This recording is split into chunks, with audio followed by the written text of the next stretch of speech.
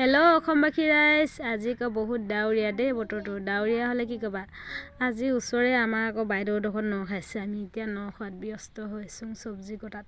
এতিয়া চব্জিটো কাটিবই লাগিব, সকলোৱে কাটিছোঁ আৰু মিলিজুলি। মোৰ মানে জা আছে, জাৰ জলি সকলোৱে মিলিজুলি কাটিছোঁ মানে। এতিয়া চব্জি কটাত পূৰা ব্যস্ত হৈ আছোঁ। আৰু এয়া বকলি, আলু, ফুলকবি কি আছে মানে চব মানে দিয়া হৈছে। এয়া কাঠআলু যিমান মানে আছে মানে দিয়া হৈছে।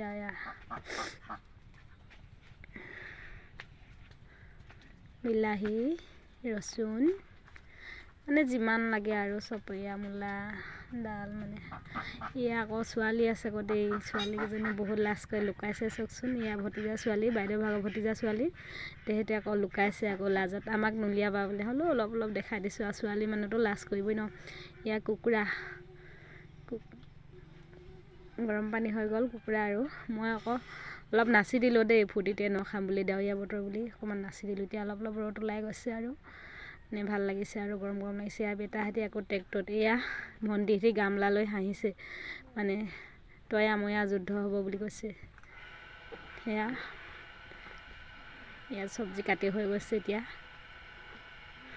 কাৰেণ্ট আহি গ'ল দেই, কাৰেণ্ট নাই আছিলে মটৰ। এয়া কোমোৰা, মটৰ চলি গৈছে মানে চব্জিবিলাক কাটি হৈ গৈছে মানে। ন খাম বুলিলেতো চব চব্জি হ'লে ভাল লাগে চবেই। এয়া মাছ, সেয়া হাঁহ উলিয়াই নাই বাক্সাৰ পৰা, সোমাই আছে। সেয়াও সোমাই আছে তেনেকৈ। হাঁহ মানে বেলেগৰ পৰা আনিলে ঘৰত হাঁহ নাই। এয়া ভাত দিলেই আৰু খাবলৈ হৈ গ'ল আৰু ফাইনেলি। মোৰ আকৌ ভাত খোৱাটো বৰ ভালকৈ দেখুওৱা নহ'ল, কাৰণ কেলৈ বেটাই বহুত আমনি কৰিলে, মোবাইল দিয়া। সেয়া দি দিয়া হ'লে, সেয়া অলপ অলপ দেখুওৱা